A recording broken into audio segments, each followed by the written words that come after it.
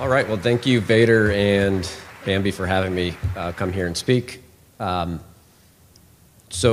is all about what are lessons that we can share with entrepreneurs, and this is something I've been doing for a long time. So I was really excited to come here and share my learnings and to tell you something that you probably haven't seen before, I hope. So just a little bit about my background. I've been doing this for a long time. So I started my first company when I was 15 years old in high school. I sold that company to Intermix Media. To my parents' dismay, I dropped out of high school. They were fortunately supportive and drove me to Connecticut from Missouri and supported me. Not financially, but emotionally. Over the last 18 years, I've been building companies.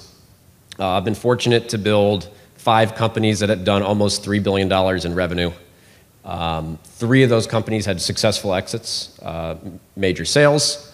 One of those was a very painful and humbling bankruptcy, and we learned a lot from it. Helped to take Intermix Media public in 1999, and then very quickly lived through the dot-com crash. And then over the years, from all these companies, have raised about $350 million. And where I feel like I've been most lucky has been in the people that I've worked with, which got me thinking, how do you build a team besides just being lucky? Because I will say on it, we were just lucky in how we built our team. So you guys have heard this all when you go think about, hey, how do you make a successful company or how do you raise capital? And we tell this at Crosscut. There's really 4 dimensions. You got to have a great idea. The idea has to go hit a big market, and you better be good at executing, right? Because when you want to go raise your Series A, VCs, they want to see momentum, and they want to see proof points. And they want to say, hey, they always say, we really invest in teams. But what do they mean? And why do they say we got to invest in teams? And of these dimensions, which are the most important? So to me, by far, the most important is your team. And the reason is it's the one dimension that you will not get a second chance at. So if you think about how long your seed capital is going to last and how long you have to execute your plan once you raise your Series A, you will not have a chance, most likely, to go bring in a new team if you hire the wrong one. So one, it will take you a while to realize you made a mistake. You'll probably wait too long to admit it. And then by the time you've done it, there may not be enough time to turn things around. As opposed to, if your idea isn't perfect, hopefully your team's going to help you tweak it. Or if you're not going after the right market, you'll adjust your idea and go after a different market. So that's why team is so important. But it's also a really hard one just to get right. So how do you know you're working with the right people until you actually work with them? And this is largely the data that I discounted my entire career. Only a couple years ago was I turned on to that there's actually data out there to help you build a real team and a great team that you can work with. For the first 16 years of my career, I don't know if it was arrogance or not seeing it happen, but I did not believe that there was data to help you figure out who you should work with and how you should work with your team. So to give you a little bit of background, so what I'm going to tell you guys about today is the Harrison Assessment, which is something I really believe in.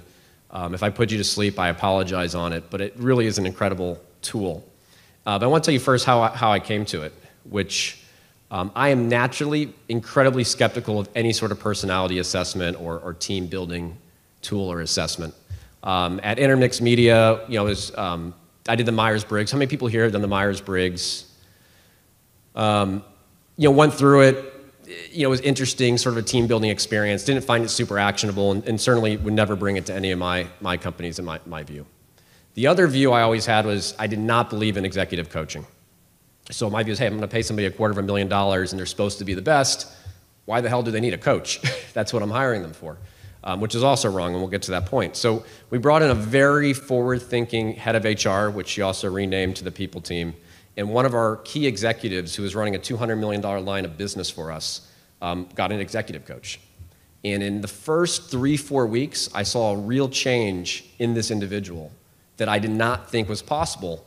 And when I took him to lunch and was talking to him about it and asking him what's changed, he said, I took this Harrison assessment and it opened up exactly my weaknesses and my strengths and I knew what to focus on. And I'm just sitting there thinking, oh man, this is ridiculous. This is what we're paying all this money for. So I immediately I didn't say that to him. I said, oh, I'm glad to see the improvement and doing great. And then I immediately went back to my desk and said, okay, I want to take the same exact Harrison assessment from that coach so I can tell him what a waste of time and money he's delivering, and think of all the reasons to poke holes in it. So he sent me the link, I took the test, and it looked something like this. So take these 8 sentences and rank them in order of how they describe you. So one of them has to be number 1, one of them has to be number 8, and it's a forced ranking. So it's really usually easy to pick number 1, it's really easy to pick number 8, but the 4, 5, and 6 get murky. And when I saw this, I'm like, oh, this is ridiculous. This is even worse than the Myers-Briggs.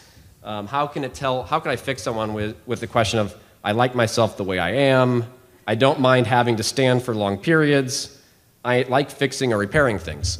The questions seem absurd, and actually it takes about 20 minutes to take the assessment. It's a lot of questions like this. I was so happy when I was done, one, because it was only 20 minutes, and I could not wait to go have my coffee with this coach and let him know what I thought about it. Now, I did not see the results of the test. They went to him. So we went to our coffee, he handed me the paper, and from the moment I looked at it, and the more he walked me through it, I said, holy shit, this is exactly me. Even the parts that I didn't want to admit that I'm not good at, they were exactly my main weaknesses and my main fears. And I was pretty sold from day one. Now, since then, we have brought this out to the rest of our executive leadership team, and every person has said this is pretty spot on about who they are. And without forcing it, they're all brought it to their teams. So we've now had several hundred people in our organization go through the Harrison assessment. It really, none of it's been forced. It's all been voluntary. Do you want to go through it? So the shit works. So I'm not smart enough, nor do I fully understand the science behind it, but it's backed in science. So the guy who created it has dual PhDs in mathematics and psychology. It's based on 175 different traits. There's been 20 million people that have taken it. There's 3 million profiles. It's used by a lot of companies, many of these much bigger than Just Fab. And it really can help you predict performance, motivation, and retention. It's pretty cool.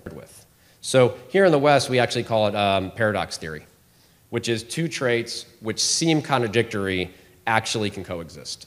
So the report is actually about 50 pages long. I'm not going to take you through all of it, but the crux of it is really about 12 paradoxes, and they live on different axes of telling you about ones that are key to leadership, others that are key to achievement, your interpersonal skills, and then how good are you at initiating, motivating, implementing, or maintaining. And it very much depends on what your job is, right? So a controller needs a very different set of traits than an inventor or a programmer or a graphic designer or a fashion designer.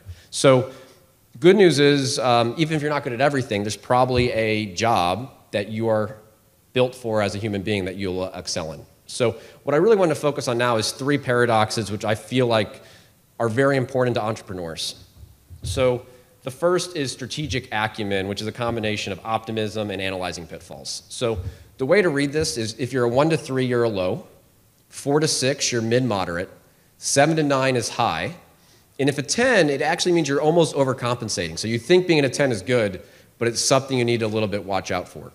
So in this case, you have optimism, which is the paradoxes with analyzing pitfalls. So if you're not good at analyzing pitfalls, you're effectively a blind optimist. That's a real problem. Likewise, if you're not optimistic but you're great at analyzing pitfalls, you're going to be incredibly skeptical. You're not going to want to do anything, and you're not going to be a lot of fun to be around. So what you really are trying for is you want to have a positive attitude about the future, but be mindful about when the difficulties that can arise when they're small and before they become big problems. So this is a trait that's really important for entrepreneurs. It's one that I'm fortunate to be pretty good at. Now, the thing to remember about this is these traits doesn't mean you're good or bad at it. It's a little bit your natural reservoir for that trait. So if you're high, so let's say you're a 7.5 or an 8 on optimism, what this means is your reservoir of optimism never depletes. And when it does, it quickly refills. So you can have a horrible day. You get sued. Your lead developer leaves. You got turned down for financing. Your product's a flop. And you wake up the next day and you say, today is going to be a great day. I'm going to fix all that shit and it's going to be awesome. So that's somebody who's high in optimism. So you could be a 3 or a 4 in optimism, and when that bad stuff happens to you, it might take you 2-3 weeks to get back to being yourself again. So as you can imagine, as an entrepreneur where a lot of bad stuff's going to happen, optimism is very important. So as you look at these traits, remember, they're not what you're good or bad at. It's what you naturally gravitate to and what you have energy to do. So another interesting trait and one that I'm horrible at is communication. And as a CEO, you got to be really good at communication. You need to lead your team. You need to talk to investors. And communication is really two different. This paradox is two traits. It's frank, which is the ability to be straightforward, direct, and to the point, and to be diplomatic, the tendency to state things in a tactful manner. So the way to read this halo is sort of where your natural behaviors lie. So half the time I'm blunt, half the time I just avoid communication, and when I get stressed, I actually shut people down by being overly blunt.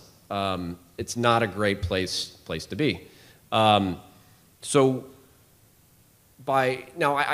is a couple interesting things have happened. So my entire management team, when they took this, the way they like to be communicated to is actually with frankness and bluntness. So somebody in our organization who wants to be spoke to with diplomacy just will not survive at GISFAB because most of us don't have the skills to do it.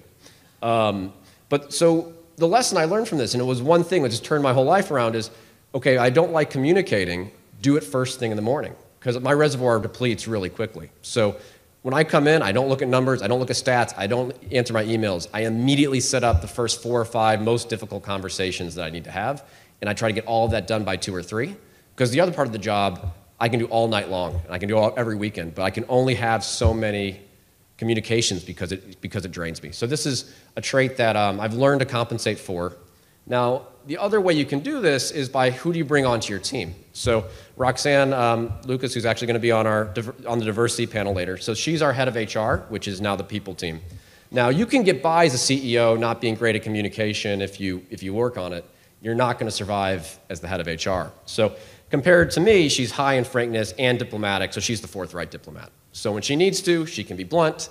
When she needs to, she can be diplomatic and tactful and work through a lot of the people, work through how do we get the best out of our people. So you can sort of see how you can get offsetting team members to work through your weaknesses.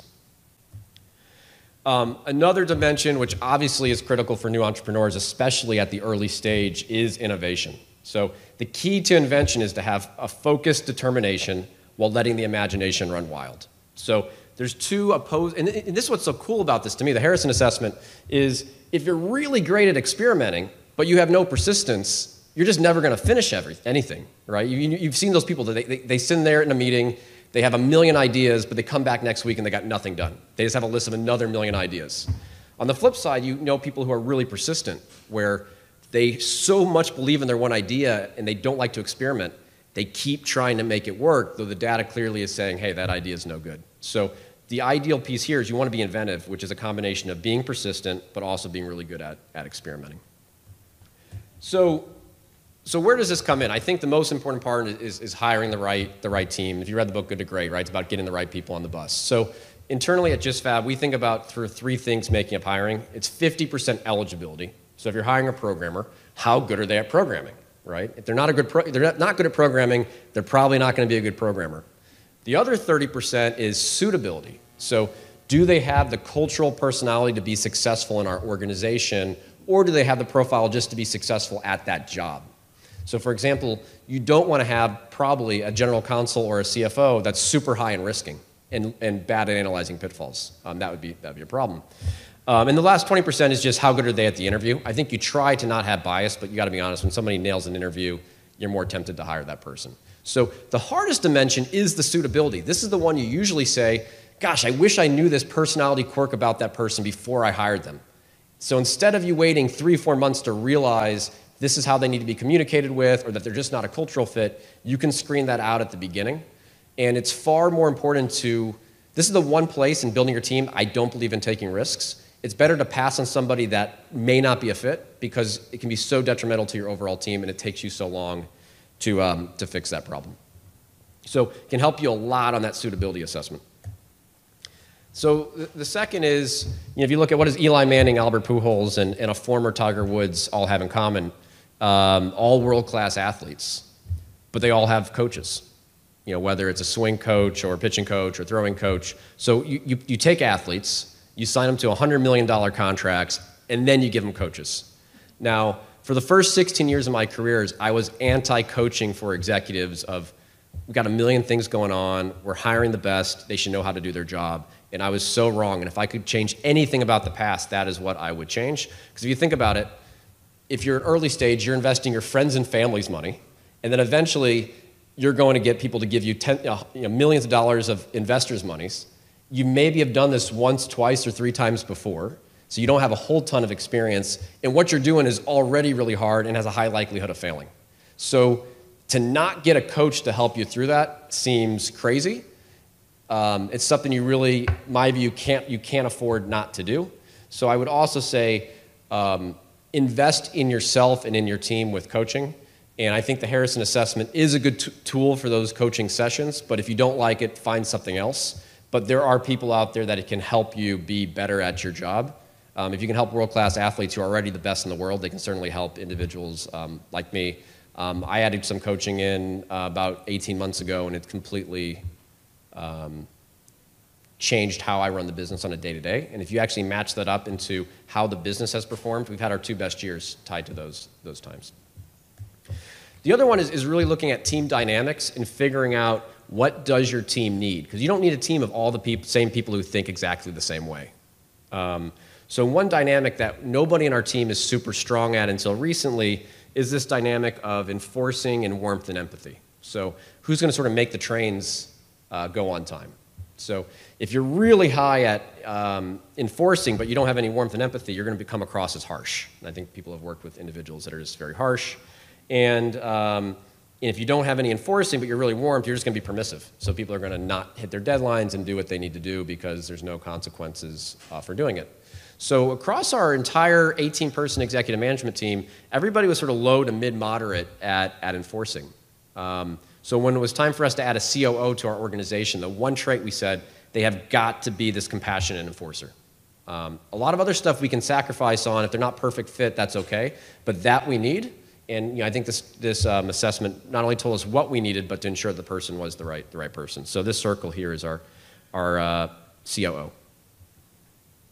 So into this, coming into this, I actually asked an individual much more familiar with the Harrison assessment than myself, what is the most common balance for entrepreneurs, and what are traits that are very important for entrepreneurs? So to be successful, you got to be high risking, you got to have high optimism, and you really should be high at analyzing pitfalls.